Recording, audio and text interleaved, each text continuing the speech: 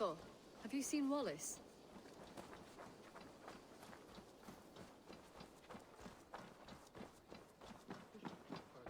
And I will Eivor? A moment. Rowan. Eivor, thank Tyr. I heard shouting. Is something wrong? Holger robbed me, and I demand he be punished. Ha! Robbed is a pointed word. Does the deer rub the stream when she takes a drink? Does a cow rub a field when he crops on sweet grass? Eivor, this matter requires sensitive judgment. Will you?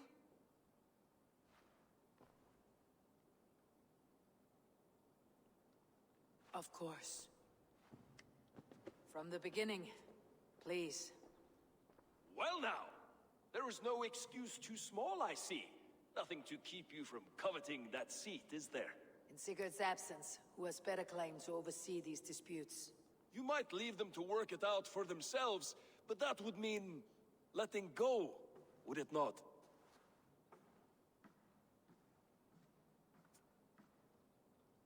Please start again. Tell me all that has happened. I will start.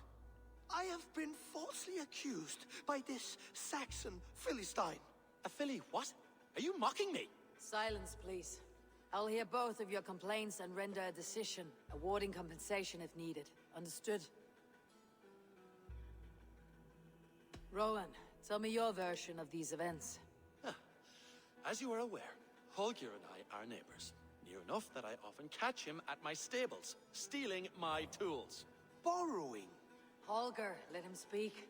Stealing, borrowing. My point being, I have always allowed him to use whatever he pleased. I greatly admire your Norse generosity and had hoped to match it. But this morning, Holger stretched the limits of my grace. Entering my stables for their feed, I found my most beautiful, gentle mare stripped of her tail. Bereft, not a strand in sight. I am ashamed to say my natural suspicion drew me to Holger, and how right I was. For when I peered across the lane, there he was, gripping a horsetail brush slathered with indigo, dragging it across a sheet of... Painting, Rowan. I was painting. You make it sound so crude. You see? Such willful arrogance. It will take ages for Ilgafur's tail to reach its former length. I demand compensation. I understand. Thank you, Rowan. Holger, let me hear your side. Eivor, you have known me as a skald for years. You have seen how my poems bring life and joy and wisdom to our people.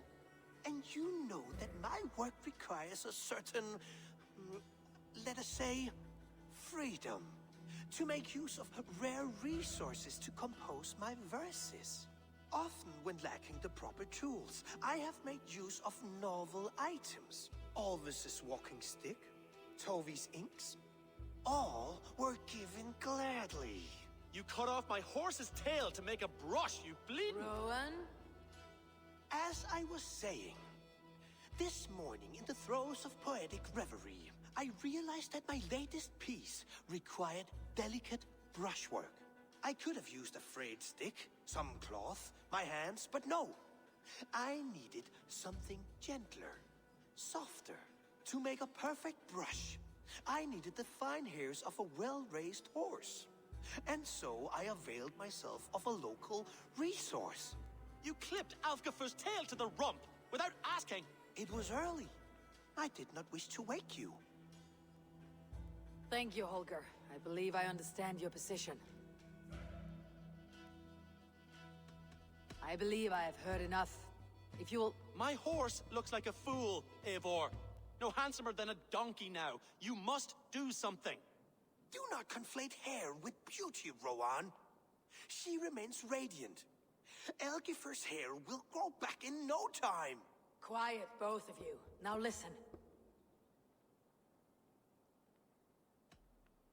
Holger, Rowan is clearly in the right. You sheared the tail from his horse without gaining permission.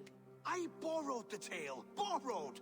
Does the reality of regrowth not make this a victimless crime? It is a two-victim crime, Holger. Though they are unharmed, you took without asking, and that will not do. As the horse's value has diminished significantly, you will pay Rowan its market price. But the horse was not for sale. Rowan, admit it. My decision is final, Holger. Pay what you owe and meet tomorrow as friends. And if I do, may I keep the horse? Pay the man and be done with it. Rowan, does this satisfy you? It does. Thank you, Eivor. Good. Then by Tyr's blessing, let this matter rest. We are done here. Return to your homes in peace.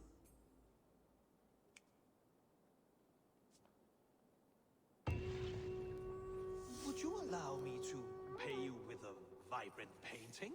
After all, in some ways you helped in its creation. Absolutely not. Silver is the only color I wish to see from you.